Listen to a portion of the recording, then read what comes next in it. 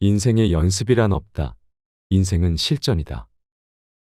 있는 듯 없는 듯 하는 사람이나 있어도 없는 것처럼 느껴지는 사람은 무슨 일을 하더라도 빛이 안 난다. 그러나 자존감이 강한 사람은 어느 곳, 어느 자리에서나 당당하고 결코 기가 꺾이는 법이 없다. 이런 사람은 무엇을 해도 자신의 존재 가치를 확실하게 보여준다. 품위 있게 나이 들기 위해 필요한 다음 6가지를 꼭 실전하도록 하자. 첫째, 체면을 버리면 거칠 것이 없다. 우리나라 사람들은 체면을 매우 중시하는 경향이 있다. 물론 과거에 비해 많이 변한 건 사실이지만 아직도 체면 때문에 주변 사람들의 눈치를 보느라 하고 싶은 것도 하지 못하는 경우가 많다. 흔히 하는 말로 체면이 밥 먹여주는 것도 아니질 않은가. 체면은 유교 사상의 잔재라고 할 수 있다. 과거 양반들은 집이 찢어지게 가난해도 굶어서 죽을지언정 장사를 하거나 농사를 짓거나 허드렛이라는 것을 수치로 알았다.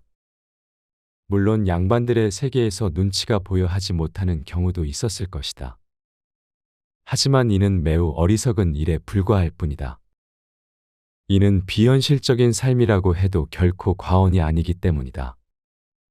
이런 체면의 잔재들이 21세기를 사는 지금도 뿌리 깊게 남아있는 게 우리 사회의 현실이다. 과거에 아무리 높은 지위나 자리에 있었다 하더라도 현실과는 무관한 과거사일 뿐이다. 그런데도 내가 왕년에 국장이었는데, 서장이었는데, 교장이었는데, 교수였는데, 장군이었는데, 대기업 이사였는데 하는 등 자신의 과거에 매여 현실을 외면하려고 한다면 이는 매우 비능률적이고 고리타분한 일일 것이다. 체면은 소모적이고 비효율적인 마인드이다. 체면이란 거추장스런 탈과 같아 삶을 불편하게 하고 비능률적이게 한다. 하고 싶은 일도 못하고 경제활동을 할 형편인데도 체면 때문에 내가 그것을 어떻게 해 하고 말한다면 그것이야말로 어리석음의 극치이다. 정말로 중요한 것은 체면이 아니라 내가 하고 싶은 것을 당당하게 하는 것이다. 이것이야말로 현명한 일이며 효율적인 삶인 것이다. 둘째, 외로움의 노예는 절대 되지 않기. 사람은 나이가 들수록 외로움을 더 느낀다. 직장 생활을 하며 동료들과 어울릴 땐 일하고 어울리는 재미에 외로움을 느낄 겨를이 없다. 하지만 나이가 들고 직장을 그만두게 되면 완전히 바뀌고 만다. 아내는 그동안 남편 뒷바라지하고 아이들 키우느라 자신만의 시간을 갖지 못했다며 자신만의 시간 갖기를 원한다. 아이들은 직장이다 학교다 해서 아침이면 썰물 빠져나가듯이 집을 나간다. 그러면 혼자 덩그렇게 앉아 신문 보고 텔레비전 보고 때 되면 밥 찾아 먹고 혼자만의 시간을 보낸다. 직장을 그만두고 처음 얼마간은 홀가분한 기분의 마음의 여유를 느끼기도 한다. 하지만 그 시간이 길어질수록 외로움을 느끼고 마치 자신이 외면받는다는 느낌에 사로잡힌다. 그리고 더 심하면 할 일이 없는 쓸모없는 존재라고 여겨 상실감에 빠진다. 상실감에 빠지면 걷잡을 수 없는 고독감에 빠져든다. 고독이 무서운 것은 심하면 자살 충동을 느끼게 되고 나아가 끝내는 목숨을 내던지는 비극을 몰고 온다. 외로움의 노예가 되지 않기 위해서는 고독력을 키워야 한다. 첫째, 자신을 혼자 두지 마라. 친구나 아니면 지인과 어울리며 함께하는 시간을 가져라. 둘째, 취미생활을 통해 외로움을 극복하라. 취미생활을 하다 보면 고독력을 기를 수 있다. 셋째, 봉사활동을 하는 것도 좋은 방법이다. 봉사활동을 하다 보면 자신의 처지를 극복하게 되어 외로움을 이기는 데 큰 도움이 된다. 넷째, 부부끼리 대화를 자주 하라. 부부 사이의 대화가 단절되면 사람이 곁에 있어도 외로움에 빠지게 된다. 다섯째, 독서 습관을 기르는 것도 고독력을 이기는 좋은 방법이다. 독서는 마음의 허전함을 채워줌으로써 고독력을 길러준다. 여섯째, 새로운 것을 배우는 일에 힘써라. 배우는 재미에 빠지면 고독력을 기르게 되어 외로움을 이겨내는 데 큰 도움이 된다. 셋째, 나를 지탱하는 힘, 자존감을 키우기. 나이가 들어갈수록 나타나는 현상은 자신의 존재성과 가치에 대해 애착을 잃어간다는 것이다. 언제나 푸른 청춘인 줄 알았는데 흰머리가 듬성듬성 생기고 팔다리에 근육이 빠져 힘이 없어지면 공연히 서글픈 마음이 든다. 눈물 없던 남자들도 슬픈 모습을 목격하거나 드라마를 보다가도 우는 횟수가 점점 늘어난다. 젊은 시절 소위 잘나간다는 사람들도 퇴직을 하고 나면 쌩쌩하던 패기는 가뭄에 축 처진 플라타너스 나무 이파리처럼 시들거리고 하루하루를 초조한 마음으로 보낸다. 현직이라는 자리가 사람을 쌩쌩하게 만들기도 하고 시들거리게도 만든다. 그런데 문제는 이런 현상은 자신의 의지와는 상관없이 일어난다는 것이다. 어깨에 힘이 빠지고 아내의 눈치를 살피게 되고 친구와 만나는 횟수도 점점 줄어든다. 자신보다 더 낫다고 생각하는 사람을 보면 공연히 자신이 못나 보이기까지 한다. 그러다 보니 점점 더 자신감을 잃게 되고 그것이 심해지면 우울증에 걸려 비참한 생활로 인해 마치 인생의 패배자처럼 자신을 여기게 된다. 이는 남자나 여자 할 것 없이 나타나는 현상이다. 강한 자존감은 당신이 전쟁에서 포로가 되었을 때 당신이 비굴해지지 않도록 해줄 것이다. 또 당신이 세상에 맞서 싸울 때 당신의 행동에 대해 옳은 확신을 가져다 줄 것이다. 이는 영국의 철학자 버트런드 러셀이 한 말로써 자존감의 중요성을 함축적으로 잘 보여준다. 자존감이 강한 사람은 죽음의 공포 앞에서도 흔들리지 않는 강한 마인드를 갖고 있다. 그래서 이런 사람은 그 어떤 상황에서도 자신의 존재 가치를 위해 최선을 다한다. 그리고 그 결과는 긍정적이며 희망으로 나타난다. 자존감을 기르는 7가지 방법이 있다. 첫째, 매사를 긍정적으로 생각하라. 둘째, 최악의 상황에 놓이게 될 수 있음을 마음에 새겨 언제나 자신의 가치를 존중하라. 셋째, 부정적인 마인드는 쓰레기통에 버려라. 넷째, 자신을 소중히 하고 사랑하고 격려하라. 다섯째, 자신을 지킬 수 있는 사람은 오직 자신뿐이라고 여겨라. 여섯째, 사사로운 일에 마음을 쓰거나 집착하지 말라. 일곱째, 사람은 누구나 실패할 수 있다고 믿고 실패를 패배라고 생각하지 말라. 7가지를 마음에 새겨 실천할 수 있다면 어떤 상황에서도 자존감을 지켜낼 수 있다.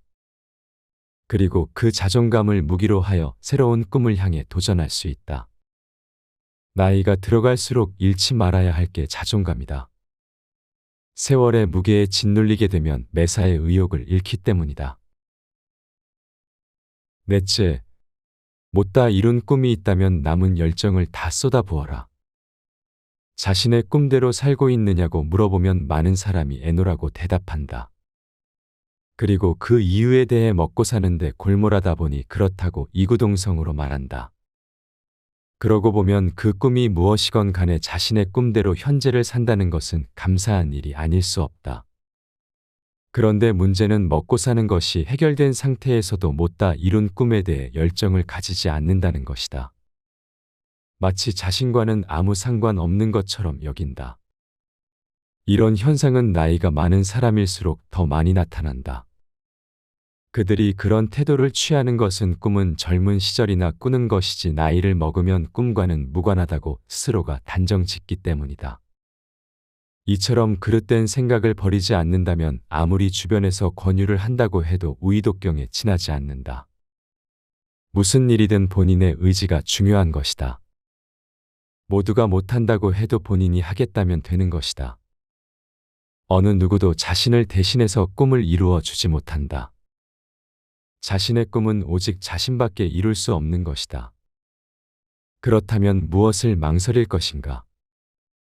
현재의 자신을 객관적으로 그리고 진지하게 생각해보라. 지금 자신이 원하는 삶을 살고 있는지를. 만일 그렇다고 판단이 되면 당신은 만족한 삶을 산다고 해도 좋다. 그러나 그렇지 않다고 생각하면 당신은 불완전한 삶을 살고 있는 것이다. 그렇다면 문제는 간단하다. 자신이 못다 이룬 꿈을 위해 남은 열정을 바치면 된다. 열정이란 다듬으면 다듬을수록 더욱 빛나는 다이아몬드와 같이 자신의 잠재된 능력을 한껏 끌어올리는 마인드 배터리이다. 다섯째, 제2의 신혼을 맞듯 행복하게 살아가기. 나이가 들면 근육도 저하되고 성욕도 감퇴한다. 그러다 보니 활동 반경이 젊었을 때보다 축소되고 부부관계도 감소한다. 이로 인해 서로에게 소원해지기도 한다. 이는 그리 바람직한 일이 아니다. 그래서 생활의 변화와 마음의 재충전이 필요하다. 사람은 혼자서 생각하는 습관을 가짐으로써 자신에 대해 성찰하는 시간을 갖는 것이 좋다. 왜냐하면 스스로를 들여다봄으로써 이완된 감정을 추스르고 지친 마음을 살펴 정신건강을 기를 수 있어 일거양득이 되기 때문이다. 그래서 나이를 먹을수록 자기만의 공간이 필요하다. 혼자만의 공간에서는 자기 맘대로 할 수 있다. 책을 보기도 하고, 잠을 자기도 하고, 벗고 있기도 하고, 친구와 전화로 수다를 떨기도 하고, 누구의 간섭도 받지 않는 오직 자신만을 위한 공간이 되어야 한다. 우리는 너나 할 것 없이 너무도 많은 것을 보고 듣고 산다. 때로는 이런 것들이 정신을 산만하게 만들고 마음의 안식을 방해함으로써 늘 쫓기듯 살고 불안해한다. 이로 인해 정신분열을 비롯한 정신병 환자들이 날로 증가한다고 한다. 오염된 공기를 신선한 공기로 갈아주듯 묵은 마음을 새로운 마음으로 갈아주어야 한다. 그것만이 복잡한 현대사회에서 조금은 더 건강하게 살아가는 방법이 될 것이다.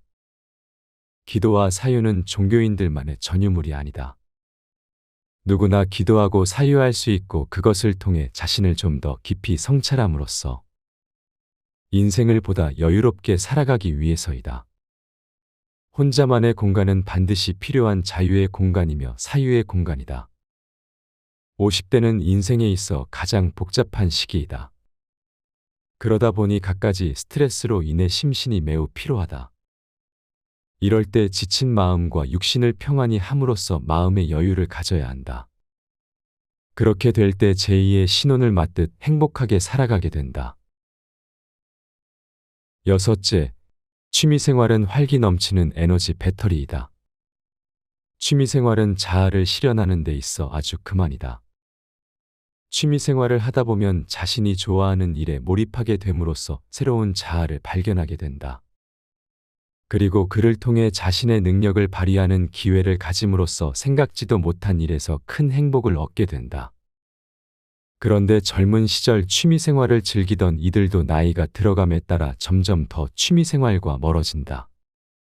그 이유는 나이를 먹음과 더불어 승진을 하다 보니 또는 일의 영역이 확대되다 보니 시간이 없어 못하게 되는 경우가 많다. 또 나이를 먹음에 따라 신진대사가 떨어지다 보니 게을러지게 된다. 앞에서 제시한 두 가지가 취미생활과 거리가 멀어지게 되는 가장 큰 이유이다. 충분히 이해가 되는 얘기이다. 하지만 나이가 들수록 생각을 바꿔야 한다. 특히 노년으로 접어드는 출발점의 시기인 50대엔 더더욱 취미생활을 즐길 필요가 있다. 이때 심신을 잘 단련시켜 놓으면 60에서 70대는 물론 그 이상의 연령대에도 심신을 건강하게 보존할 수 있다고 한다. 실제로 70대 노인 중엔 젊은이들보다도 몸이 더 좋은 이들이 있다. 이들은 보디빌딩을 취미로 즐기며 꾸준히 몸을 관리해 왔기 때문이다. 보디빌딩을 하기 전에는 건강이 안 좋았어요. 그런데 주변의 권유로 하다 보니 취미가 되었고 지난번 대회 때 노년층 분야에 첫 출전에 입상했습니다. 보디빌딩은 나에게 새로운 인생을 찾아준 소중한 선물입니다. 언젠가 텔레비전에 출연한 70대 노인이 한 말이다.